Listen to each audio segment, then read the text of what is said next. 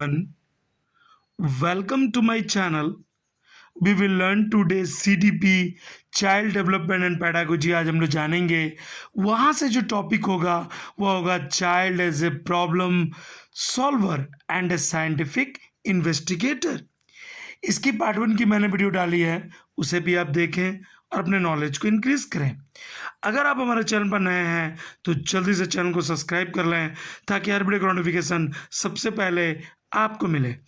अगर आप KBS, इसके साथ साथ NVS, इसके साथ साथ CTET और राज्य में जितनी भी टेट की परीक्षाएं होती हैं उसकी तैयारी कर रहे हैं तो बेशक ये वीडियो आपके लिए बहुत ही महत्वपूर्ण है।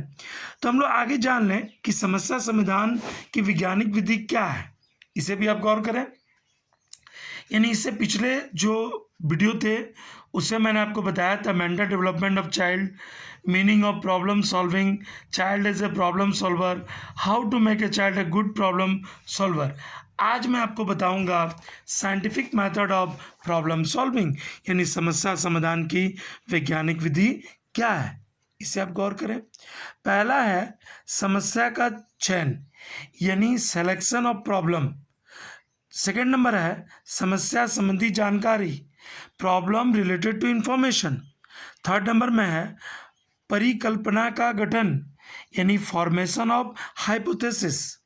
फोर्थ नंबर में है संभावित समाधानों का मूल्यांकन, यानी जो संभावित समाधानों का मूल्यांकन है वह है फोर्थ नंबर में, यानी जो आप इवोल्यूशन करेंगे और पॉसिबल सॉल्यूशन उसका निकालेंगे।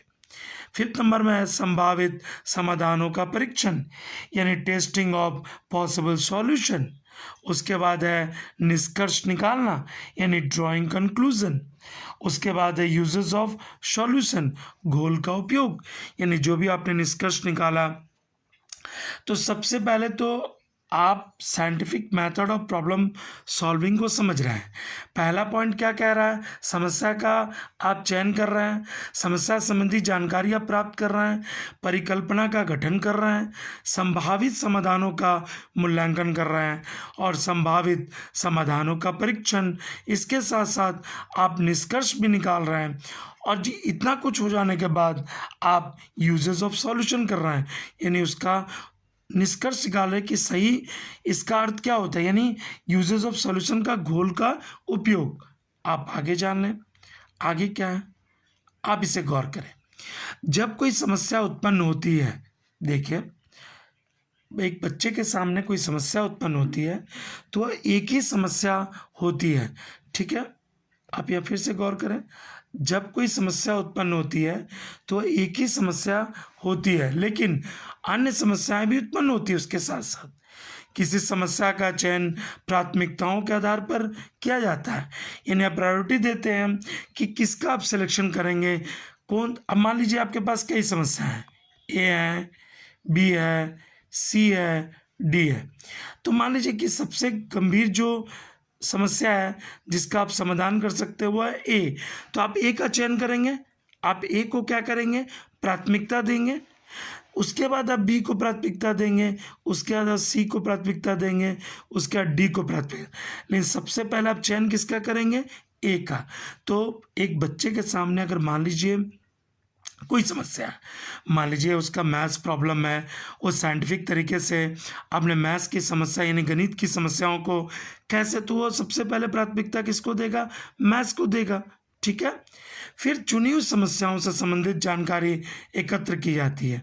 मैंने जो आपको समस्या बताया उससे आप जानकारी एकत्र करेंगे और संभावित समाधानों पर विचार करेंगे, यानी आप उसके प्रॉब्लम को सॉल्व करेंगे। ये जो तरीका होता है वो साइंटिफिक मेथड से आप प्रॉब्लम को सॉल्व करते हैं। सोच विचार के बाद मिले समाधान का आप मूल्यांकन करते हैं, परीक्षण करते हैं और फिर निष्कर्ष निकाल कर उसका जो समाधान करने का कोशिश करते हैं, ठीक है।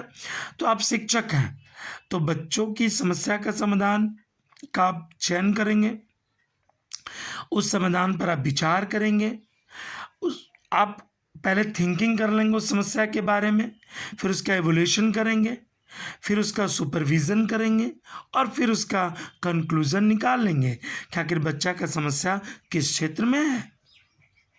ओके, आप आगे जान लें। समान समस्याओं को हल करने के लिए समान समाधानों का उपयोग किया जाता है। देखिए, कभी कभी ऐसा भी होता है कि समस्याएं जो हल की जाती हैं वो समान होती हैं।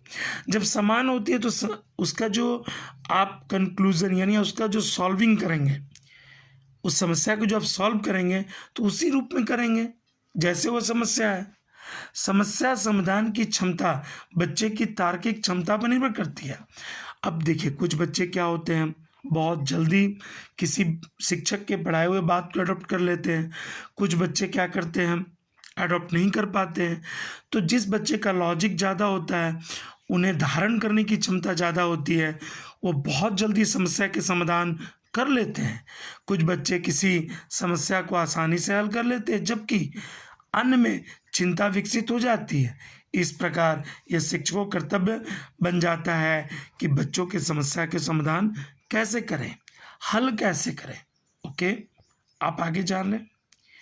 अब आप एक बात को गौर करेंगे, अभी तक हम लोगों ने पढ़ा scientific method of problem solving. हम लोग पढ़ेंगे child as a scientific investigator, यानी एक वैज्ञानिक अन्वेषक के रूप में बच्चा कैसे है, इसे भी आप गौर करें। एक बच्चा जो है वो कैसे है, child as a scientific investigator. बच्चा शुरू से क्यों क्या शब्दों पर जोर देता है। देखिए, वो दो चीज पर जोर देता है। पहला तो वाई,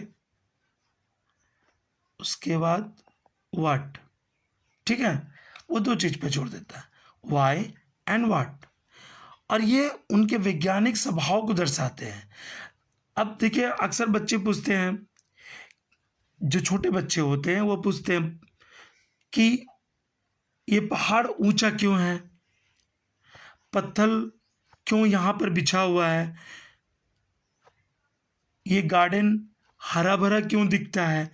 तो देखिए, एक बच्चे के मन में कई तरह के वाई व्हाट जैसे प्रश्न आते हैं, और ये जो प्रश्न है बच्चे में एक साइंटिफिक नेचर को दर्शाते हैं। ठीक है, आप समझ रहे हैं।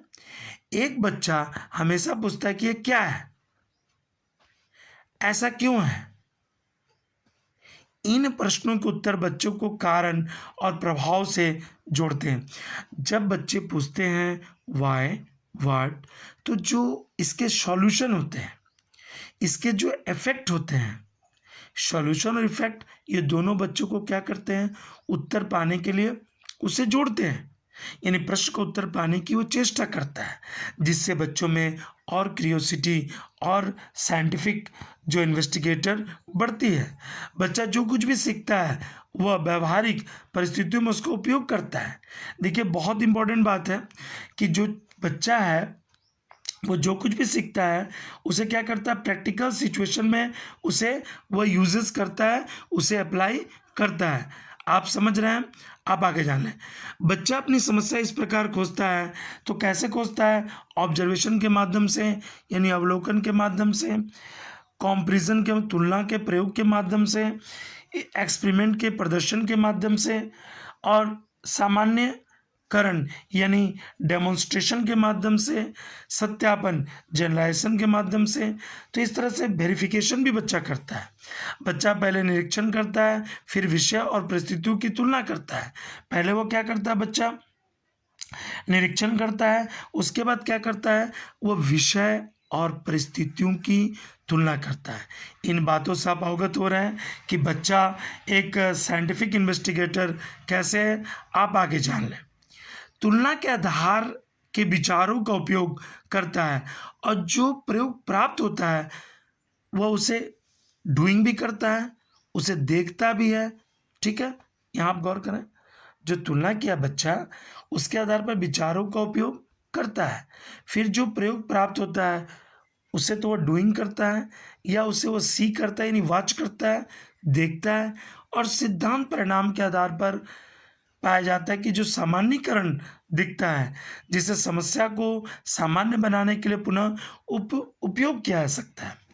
देखिए, मैं आपको इसे बता दूं, स्पष्ट कर दूं child first inspect then compare the subject, जो सर्कमस्टेंसेस हैं, uses the idea of basic comparison, then perform, observe, experiment, obtain, ये सब बातें बच्चा करता है।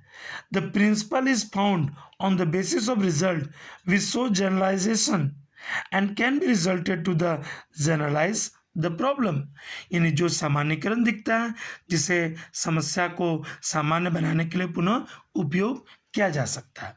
यानी इस तरह से बच्चा जो है child as a scientific investigator होता है। चाइल्ड डिस्कवर करता है प्रॉब्लम को किस किस माध्यम से, इसे भी हम लोगों ने गौर किया, इसे आप एक बार और गौर करें। बच्चा जो इन्वेस्टिगेट करता है, समस्या को जो खोजता है, वह खोजता है ऑब्जर्वेशन के माध्यम से, कंपैरिजन के माध्यम से, एक्सपेरिमेंट के माध्यम से। देखिए, अवलोकन, तुलना प्रयोग, प्रदर्शन, सामान्यीकरण और सत्यापन, इन सभी के माध्यम से बच्चा जो है वह डिस्कवर करता है प्रॉब्लम को, और प्रॉब्लम को डिस्कवर करने के बाद उसे सॉल्व करने की कोशिश करता है। ओके, आपने यूनिट कंप्लीट कर ली।